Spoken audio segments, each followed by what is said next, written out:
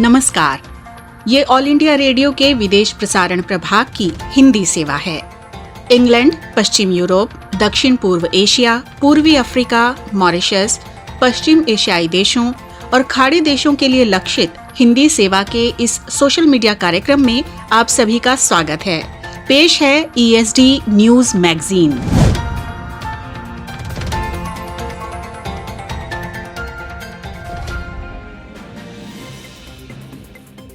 ये all India radio की हिंदी सेवा है। अब आप मनोज कुमार चौधरी से राष्ट्रीय और अंतर्राष्ट्रीय जगत के समाचार सुनिए।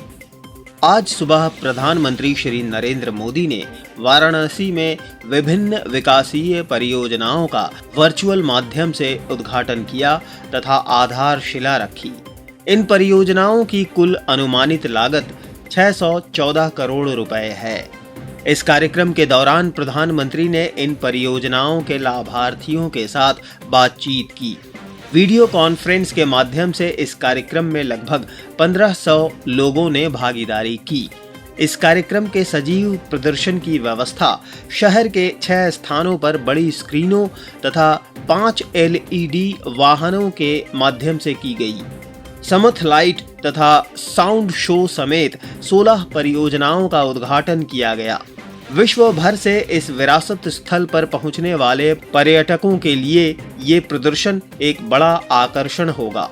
इस समारोह के दौरान प्रधानमंत्री द्वारा दशाश्वमेध घाट तथा खिड़किया घाट PAC पुलिस बल के लिए बैरकों के पुनर्विकास करने के साथ गिरिजा देवी सांस्कृतिक संकुल में बहुउद्देशीय उन्नयन और पर्यटन स्थलों का विकास किया जाना शामिल है। देश में कोविड-19 से संक्रमण मुक्त होने की दर बढ़कर 92.49% हो चुकी है। स्वास्थ्य मंत्रालय ने कहा कि गत 24 घंटों में कोविड-19 से 49,000 से अधिक रोगी संक्रमण मुक्त हुए हैं। संक्रमण मुक्त होने वाले रोगियों की कुल संख्या 78.68 लाख से अधिक हो चुकी है। वर्तमान में वास्तविक मामलों में कुल पॉजिटिव मामलों के सिर्फ 6.03% शामिल हैं। वर्तमान में देश में कुल सक्रिय मामलों की संख्या लगभग 5.12 लाख है। गत 24 घंटों के दौरान 45,674 नए मामले सामने आए हैं, जिससे देश में पॉजिटिव मामलों की कुल संख्या 85 लाख से अधिक हो जाने की खबर है। इस संक्रमण से मरने वालों की दर 1.48% है, जो विश्व में सबसे कम दरों में से एक है। विदेश मंत्रालय का कहना है कि बांग्लादेश में अल्पसंख्यक समुदाय के विरुद्ध हुई हिंसा की घटनाओं के संबंध में भारतीय उच्चायोग वहां के स्थानीय अधिकारियों के साथ निकटतम संपर्क में है। मीडिया के प्रश्नों का उत्तर देते हुए MEA के प्रवक्ता अनुराग श्रीवास्तव ने कहा कि अधिकारियों ने इस घटना तथा सामाजिक और सांप्रदायिक तनाव को बढ़ाने से संबंधित प्रयासों वाली अन्य घटनाओं को गंभीरता से लिया है। प्रधानमंत्री श्री नरेंद्र मोदी ने कहा कि विमुद्रीकरण काले धन को कम करने, कर अनुपालन तथा औपचारिकता को बढ़ाने में सहायक रहा है तथा इसने पारदर्शिता को बढ़ावा दिया है। प्रधानमंत्री ने ये भी कहा कि ये परिणाम देश की प्रगति की दिशा में बहुत अधिक लाभकारी रहे हैं। प्रधानमंत्री श्री नरेंद्र मोदी ने कल वीडियो कॉन्फ्रेंस के माध्यम से गुजरात के हजीरा में रो पैक्स टर्मिनल का उद्घाटन किया तथा हजीरा और घोघा के बीच रो पैक्स फेरी सेवा की शुरुआत की। उन्होंने स्थानीय उपयोगकर्ताओं से बातचीत भी की। उन्होंने पोत परिवहन मंत्रालय का नाम बदलकर बंदरगाह, पोत परिवहन और जल मार्ग मंत्रालय किया। इस अवसर पर प्रधानमंत्री ने कहा कि गुजरात के लोगों को दिवाली का उपहार मिल चुका है। प्रत्येक व्यक्ति को इससे बेहतर कनेक्टिविटी का लाभ मिलेगा। उन्होंने कहा कि इससे व्यापार को बढ़ावा मिलेगा और कनेक्टिविटी तेज होगी। प्रधानमंत्री श्री नरेंद्र मोदी ने अमेरिका में राष्ट्रपति चुनाव जीतने पर जो बाइडेन को बधाई दी है। प्रधानमंत्री ने कहा कि जो बाइडेन, आपकी शानदार जीत पर आपको बधाई। उपराष्ट्रपति के रूप में भारत अमेरिका के संबंधों को सशक्त बनाने में आपका योगदान महत्वपूर्ण और अमूल्य था। भारत अमेरिका के संबंधों को नई ऊंचाइयों तक एक बार फिर से पहुंचाने के लिए निकटता से काम करने की मैं आशा करता हूं। प्रधानमंत्री श्री नरेंद्र मोदी ने अमेरिका की नव निर्वाचित उपराष्ट्रपति कमला हैरिस को बधाई दी है। प्रधानमंत्री ने कहा कि कमला हैरिस को हार्दिक शुभकामनाएं। आपकी सफलता न सिर्फ आपके चिट्ठी बल्कि सभी भारतीय अमेरिकियों के लिए अग्रणी और बहुत अधिक गर्व का विषय है। मुझे पूरा विश्वास है कि आपके समर्थन और नेतृत्व से जीवंत भारत अमेरिका के संबंध और अधिक सशक्त होंगे। भारत चीन ने 6 नवंबर को 8वें दौर की कोर कमांडर स्तरीय सैन्य वार्ता की बैठक चुशुल में आयोजित की थी। दोनों पक्षों ने भारत चीन सीमा के पश्चिमी भाग पर वास्तविक नियंत्रण रेखा पर हो रहे तनाव को कम करने पर गहन रूप से रचनात्मक तौर पर विचार विमर्श किया। दोनों पक्ष दोनों देशों के नेताओं द्वारा संपन्न महत्वपूर्ण सहमति को लागू करने, सेना के संयम बनाए रखने और गलत फहमी से बचने पर सहमत हुए। इसके साथ दोनों पक्ष इस बार की वार्ता के आधार पर सैन्य और राजनयिक संपर्क रखकर अन्य समस्याओं का समाधान करने और सीमावर्ती क्षेत्रों में शांति बनाए रखने पर भी सहमत हुए। दोनों पक्ष निकट भविष्य में वार्ता के अगले दौर को आयोजित करने के लिए भी सहमत हुए। विदेश मंत्रालय का कहना है कि सूडान के साथ भारत के संबंध ऐतिहासिक और विशेष है तथा ये संबंध साझा मूल्यों और लोगों के निकटतम संपर्कों के आधार पर निर्मित हुए हैं। हम आतंकवाद को पोषित करने वाले राज्यों की सूची से सूडान को हटाए जाने और इजराइल के साथ इसके सामान्य संबंधों का स्वागत करते हैं। हम जुबा शांति समझौते के हस्ताक्षर पर सूडान के लोगों तथा संक्रमणकालीन सरकार को बधाई देते हैं तथा आशा करते हैं कि इन सकारात्मक घटनाक्रमों से लोकतांत्रिक परिवर्तन की शुरुआत होगी। इससे सूडान के विकास, शांति, सुरक्षा तथा स्थिरता को बढ़ाने में मदद मिलेगी। रियाद से बेंगलुरु आ रहे इथियोपियाई एयरलाइंस के विमान को कल हाइड्रोलिक रिसाव के कारण मार्ग बदलकर मुंबई में उतारना पड़ा। मुंबई अंतर्राष्ट्रीय हवाई अड्डे के प्रवक्ता ने एक बयान में कहा कि ये विमान सुरक्षित रूप से उतर गया। मुंबई अग्निशमन विभाग के अनुसार विमान को सुरक्षित उतारने के लिए 3 फायर इंजन, 1 राहत वैन और अन्य वाहनों को मुंबई हवाई अड्डे के रनवे पर तैयार रखा गया था। इजरायली पर्यटकों को संयुक्त अरब अमीरात ले जा रहा पहला विमान कल शाम दुबई पहुंचा। ये दोनों देशों के बीच संबंध सामान्य होने का नया संकेत है। फ्लाई दुबई की ये उड़ान लगभग 3 घंटे बाद कल शाम दुबई अंतर्राष्ट्रीय हवाई अड्डे पर पहुंची। अमीरात पहुंचने से पहले ये विमान सऊदी अरब और फारस की खाड़ी के ऊपर से गुजरा। फ्लाई दुबई ने इस महीने के अंत तक तेल अवीव के लिए अपनी उड़ानें शुरू करने की योजना बनाई है। कल की उड़ान को व्यावसायिक उड़ान बताया गया है। अमेरिका के नव निर्वाचित राष्ट्रपति जो बाइडेन ने कोविड-19 महामारी से प्रभावी तरीके से निपटने के लिए 12 सदस्यों के कोरोना वायरस कार्यदल के गठन की घोषणा की है। कोरोना वायरस से अमेरिका में लाखों व्यक्ति संक्रमित हुए हैं और अमेरिकी अर्थव्यवस्था को व्यापक नुकसान हुआ है। जीत के बाद डेलावेयर में विल्मिंगटन में अपने भाषण में श्री बाइडेन ने कहा कि वे इस महामारी के खिलाफ जंग में कोई कोर कसर नहीं छोड़ेंगे। उन्होंने कहा कि कार्यदल कोरोना वायरस के खिलाफ लड़ाई की अपनी योजना को ब्लूप्रिंट की कार्रवाई में बदल देगा और ये पूरी तरह विज्ञान पर आधारित होगी। कार्यदल की सह अध्यक्षता पूर्व सर्जन जनरल विवेक मूर्ति, खाद्य और औषध प्रशासन के पूर्व आयुक्त डेविड कैसलर और येल विश्वविद्यालय में जन स्वास्थ्य विभाग की प्रोफेसर मार्सेला नूनेज स्मिथ द्वारा की जाएगी। कार्यदल में ओबामा प्रशासन के पूर्व स्वास्थ्य सलाहकार इजेकियल इमैनुएल को भी शामिल किया गया है। श्री बाइडेन ने डोनाल्ड ट्रंप के मुकाबले इस महामारी के खिलाफ कहीं अधिक ताकत के साथ निपटने का वायदा किया है। अमेरिका में कोविड-19 से 98 लाख लोग संक्रमित हुए हैं और 2,37,000 से अधिक लोगों की मौत हो चुकी है। प्रतिदिन के आधार पर संक्रमण के मामले बढ़ रहे हैं। आईपीएल क्रिकेट में कल रात अबू धाबी में दूसरे क्वालीफायर में दिल्ली कैपिटल्स ने सनराइजर्स हैदराबाद को 17 रन से हराकर पहली बार आईपीएल के फाइनल में जगह बनाई है। दिल्ली ने पहले बल्लेबाजी करते हुए 3 विकेट पर 189 रन बनाए। जवाब में सनराइजर्स हैदराबाद 8 विकेट पर 172 रन ही बना सकी। फाइनल मुकाबले में कल दिल्ली कैपिटल्स का मुकाबला मुंबई इंडियंस से होगा। उधर महिला 2020 चैलेंज के फाइनल में आज शारजाह में सुपरनोवाज का सामना ट्रेल ब्लेजर्स से होगा। सुपरनोवाज ने इस टूर्नामेंट के पहले दोनों संस्करण जीते हैं। इसके साथ ही ये समाचार बुलेटिन अब समाप्त होता है। नमस्कार।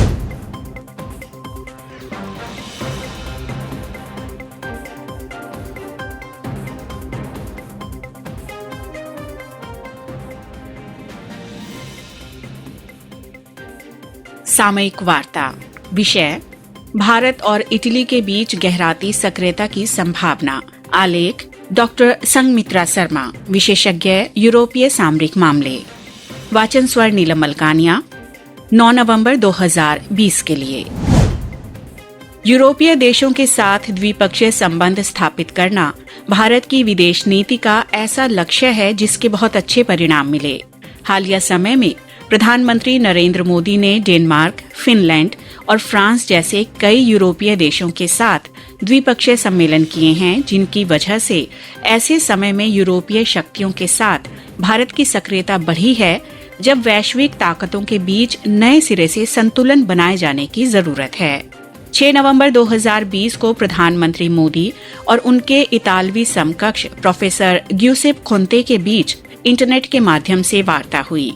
इस बैठक की वजह से द्विपक्षीय संबंधों की विस्तृत रूपरेखा की समीक्षा का व्यापक अवसर मिला और भावी परस्पर गठजोड़ की संभावनाएं बढ़ी। इटली के नेता के साथ वर्चुअल शीर्ष बैठक के दौरान अपनी शुरुआती टिप्पणी में प्रधानमंत्री मोदी ने कोविड-19 महामारी से निपटने के इटली के प्रयासों की तारीफ करते हुए फिर से ये आश्वासन दिया कि इस रोग से लड़ने के लिए हर मदद की जाएगी। महामारी के बुरे प्रभावों से निपटने के बारे में भी विचार विमर्श किया गया। दोनों नेताओं ने G20 व्यवस्था में विकास लक्षित वैश्विक एजेंडे के संदर्भ में सभी क्षेत्रों में कार्य करने का संकल्प भी व्यक्त किया। इस बैठक के दौरान कुल मिलाकर निवेश, वैज्ञानिक और तकनीकी सहयोग, ऊर्जा, प्लास्टिक पुनर्चक्रीकरण, मछली उद्योग, जहाजरानी, स्मारकों के संरक्षण और बहाली जैसे विभिन्न क्षेत्रों से जुड़े 15 समझौतों और सहमति पत्रों पर हस्ताक्षर किए गए। ये जानना रुचिकर है कि बैठक के बाद जारी किए गए संयुक्त वक्तव्य तथा कार्य योजना 2020-2024 में दोनों पक्षों ने समेकित वैश्विक शासन और नियम आधारित मुक्त तथा खुली अंतर्राष्ट्रीय व्यवस्था आधारित संपर्क पहल के तौर पर मूल क्षेत्र के रूप में हिंद प्रशांत क्षेत्र के महत्व पर जोर दिया।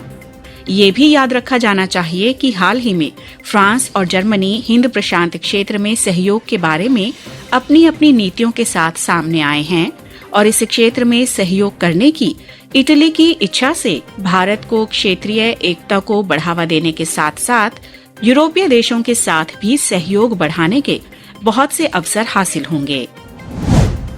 इस ऑनलाइन बैठक में भारत और इटली ने रक्षा, आतंकरोध और सुरक्षा, बहुपक्षवाद, छात्रों का परस्पर देशों में आना, सांस्कृतिक पर्व, पर्यटन और जन से जन का संपर्क जैसे क्षेत्रों में परस्पर सक्रियता बढ़ाए जाने की जरूरत पर बल दिया। प्रधानमंत्री मोदी और प्रधानमंत्री गोंते ने संयुक्त रक्षा समिति और सैन्य सहयोग समूह के माध्यम से विमर्श को बढ़ाते हुए दो तरफा गठजोड़ तथा तकनीकी सहयोग, सह उत्पादन और सह विकास पर जोर दिया।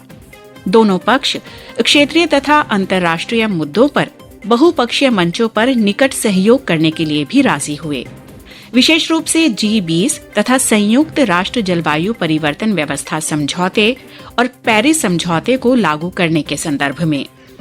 भारत ने अनुसमर्थन प्रक्रिया पूरी होते ही संयुक्त अंतर्राष्ट्रीय सौर गठबंधन में इटली के शामिल होने का स्वागत किया। राजनीतिक आदान प्रदान तथा नीति संयोजन के सभी स्तरों पर धीमी प्रगति पर संतोष व्यक्त करते हुए दोनों पक्षों ने आर्थिक सहयोग के स्तर पर ध्यान केंद्रित करने की जरूरत पर बल दिया। दोनों देशों के बीच 2019 में केवल 9.52 अरब यूरो का व्यापार था, जबकि इटली की कंपनियां भारत में फैशन और वस्त्रोद्योग, कपड़ा मशीनों, मोटर वाहनों के पुर्जों, आधारभूत संरचना, रसायन, ऊर्जा और बीमा जैसे क्षेत्रों में काफी सक्रिय हैं। इस वर्चुअल बैठक के मुख्य सकारात्मक बिंदुओं में से एक ये रहा कि इटली ने भारत के साथ अधिक सार्थक और सफल आर्थिक साझेदारी के लिए आपूर्ति श्रृंखला और निवेश की विविधता बनाए रखने के लिए अपनी रुचि व्यक्त की। असल में शीर्ष बैठक के दौरान द्विपक्षीय आर्थिक सहयोग में आपूर्ति श्रृंखला की विविधता पर ध्यान केंद्रित किया गया, क्योंकि कोविड प्रभावित दुनिया में ये बहुत जरूरी भी है। इस संदर्भ में दोनों नेता ऐसी नई वित्तीय योजनाएं तैयार करने के लिए राजी हुए जो द्विपक्षीय निवेश को बढ़ावा दे सकें। दोनों नेताओं ने इस बात पर जोर दिया कि भारत और यूरोपीय संघ को परस्पर लाभकारी भारत यूरोपीय संघ व्यापार और निवेश समझौतों से जुड़ी हुई समझौता वार्ता शीघ्र आरंभ करनी चाहिए। भारत और इटली के नेताओं ने अपनी प्राथमिकताओं, सामरिक लक्ष्यों और 2020 से लेकर 2025 तक परस्पर साझेदारी व्यवस्था से जुड़ी एक कार्य योजना भी स्वीकार की।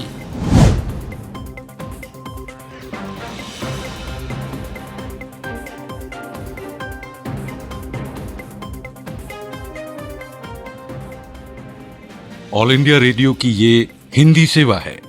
आप सभी को मुनीश शर्मा का नमस्कार। लीजिए अब सुनिए समाचार पत्रों से।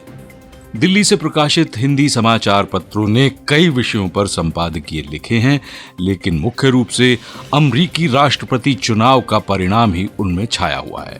बहरहाल नवभारत टाइम्स से हम करते हैं शुरुआत, जिसने कोरोना के ताजा हालात को अपने संपादकीय लेख में जगह दी है। अखबार कहता है कि विश्व स्वास्थ्य संगठन का कहना यह है कि सरकारों को अपना ध्यान आने वाली महामारियों से निपटने की तैयारी में लगाना चाहिए। उसके बयान का संदर्भ आज से शुरू हो रही वर्ल्ड हेल्थ असेंबली से जुड़ा है, जो हर साल जिनेवा में होती है। कोरोना की मजबूरियों के चलते इस बार ये बैठक ऑनलाइन हो रही है। बहरहाल WHO की ये हिदायत एक ऐसे समय आई है जब कई देशों में कोरोना की दूसरी लहर आने की खबर भी सुर्खियों में है।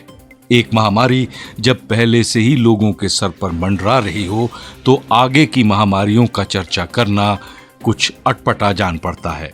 इसके बावजूद विश्व स्वास्थ्य संगठन सभी देशों की संबद्ध एजेंसियों को आगे की महामारियों को लेकर आगाह करना जरूरी मानता है। वजह है कि इनसे निपटने की तैयारियों के लिए किसी को अलग से कोई भी वक्त नहीं मिलने वाला। ये काम खुद ही करना होगा और कोरोना से निपटने का अनुभव इस लिहाज से खासा शिक्षाप्रद हो सकता है। और अब हम लेते हैं दैनिक हिंदुस्तान, जिसके संपादकीय में चर्चा है अमेरिकी राष्ट्रपति चुनाव की। शीर्षक है अमेरिका में जीत। अखबार कहता है कि अमेरिका में जो बाइडेन का अगला राष्ट्रपति बनना न सिर्फ दुनिया के लिए एक नया अध्याय है, बल्कि खूब उम्मीद जगाती खुशखबरी भी है। जीत के लिए जरूरी 270 का आंकड़ा पार करते ही बाइडेन की टीम नया अमेरिका बनाने के अभियान में जुट गई है, जबकि जनाब डोनाल्ड ट्रंप को हार स्वीकार करने में अभी कुछ समय लगना स्वाभाविक है।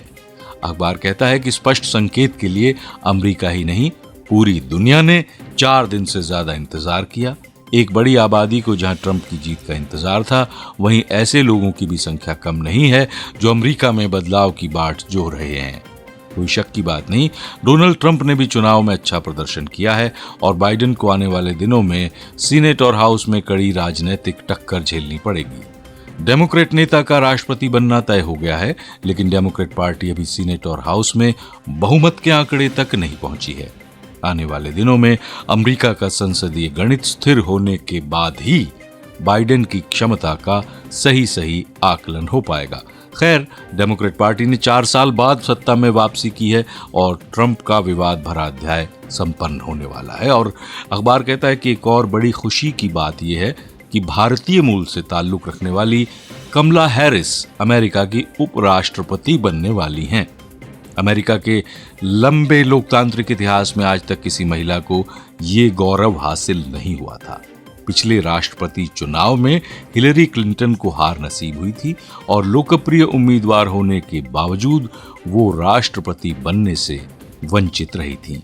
कहीं ना कहीं अमरीकी मतदाताओं में यह एहसास भी होगा कि पिछली गलती को इस बार सुधार लेना है, ऐसा दैनिक हिंदुस्तान का कहना है। और अब हम लेते हैं पंजाब केसरी। पंजाब केसरी ने संपादकीय को शीर्षक दिया है बाइडेन और कमला की जोड़ी। अमेरिका में डेमोक्रेटिक पार्टी के उम्मीदवार जो बाइडेन को अपना अगला राष्ट्रपति चुनने के बाद इस देश की जनता ने चैन की सांस ली है, ऐसा अखबार कहता है, क्योंकि निवर्तमान राष्ट्रपति डोनाल्ड ट्रंप ने पूरी दुनिया में अमेरिका की छवि एक ऐसे देश की बना दी थी जो उसकी उस अंतरात्मा के खिलाफ थी जिसके लिए देश अब तक जाना जाता रहा। ये छवि अमेरिका समग्रता में विकसित राष्ट्र होने की थी जिसे श्री ट्रंप ने अपनी नीतियों से संकुचित बना दिया था। इसका सबसे बड़ा प्रमाण अमेरिका में नस्लवाद या रंग भेद का पुनः सतह पर आना था। अमेरिका पूरी दुनिया में मानवीय मूल्यों का अलंबरदार माना जाता है और इसे संभावनाओं के देश के तौर पर भी देखा जाता है, जहां कोई भी व्यक्ति अपनी प्रतिभा और लगन के बल पर किसी भी ऊंचाई तक जा सकता है। इन चुनावों में भारतीय मां और अफ्रीकी पिता की संतान श्रीमती कमला हैरिस को उपराष्ट्रपति बनाकर अमेरिकी जनता ने अपनी पुरानी पहचान को पुनः प्रतिष्ठापित करने का प्रयास किया है। इसलिए इन चुनावों को अमेरिकी अंतरात्मा की जागृति का चुनाव भी कहा जा सकता है। इसके साथ ही जो बाइडेन के हाथ में सत्ता सौंपते हुए अमेरिका के नागरिकों ने पूरी दुनिया को ये संदेश भी दे दिया है कि अंततः विभाजनकारी शक्तियों के ऊपर समन्वयवादी एकतापरक ताकतें ही विजय हासिल करती हैं। ये था ऑल इंडिया रेडियो के विदेश प्रसारण प्रभाग की हिंदी सेवा का यूट्यूब कार्यक्रम। ESD न्यूज मैगजीन का अगला अंक लेकर हम फिर हाजिर होंगे। अब दीजिए इजाजत, नमस्कार।